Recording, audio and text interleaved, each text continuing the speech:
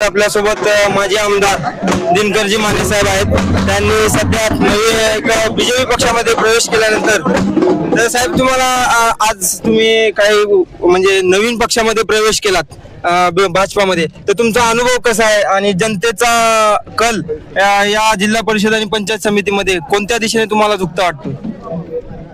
आता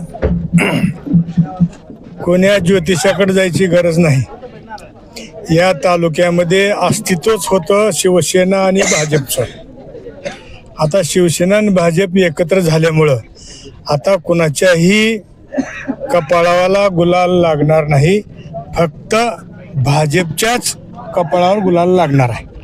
नवीन पक्षाची धुरा तुम्ही सांभाळला आहात, कसा अनुभव आहे? एक माजी आमदार म्हणून तुम्ही शिवसेनेकडून 10 वर्ष काम केलात आणि आता बीजेपी मध्ये प्रवेश करून पुन्हा एकदा एक ग्राउंड लेवलला उतरून आपल्या पक्षाची धुरा सांभाळण्याचं कार्य तुम्हाला भेटलेलं आहे.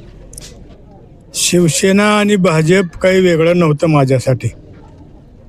99ला ज्या वेळेस मी निवडणूक लढवली, मी निवडून आलो, त्यावेळेस शिवसेना भाजप एकत्र होती.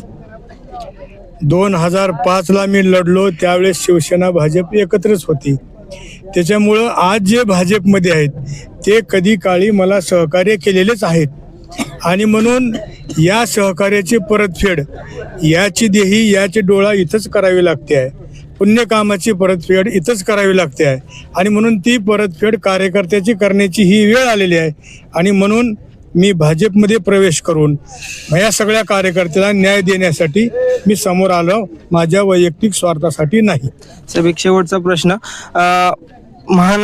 नगर परिषदेच्या निवडणुकांमध्ये जो बदल जनतेने नगरपालिकेमध्ये दाखवला आपल्याला, किंवा बीजेपी आणि राष्ट्रवादीची जी युती झाली नाही त्याचा, किंवा जो बदल त्या निवडणुकांमध्ये घडला, असा काही बदल आपल्याला ह्या निवडणुकांमध्ये जिल्हा परिषदच्या दिसून येईल का?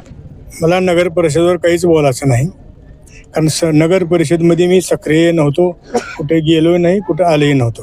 परंतु यावेळेस जिल्हा परिषद आणि पंचायत समितीमध्ये मी 100% भारतीय जनता पार्टीचा झेंडा या औसा तालुक्यामध्ये फडकवणार, याच्यामध्ये तिळमात्र शंका आहे. जनतेला आमच्या न्यूज मार्फत काय आव्हान करता आणि आश्वासन देऊ इच्छिता तुम्ही?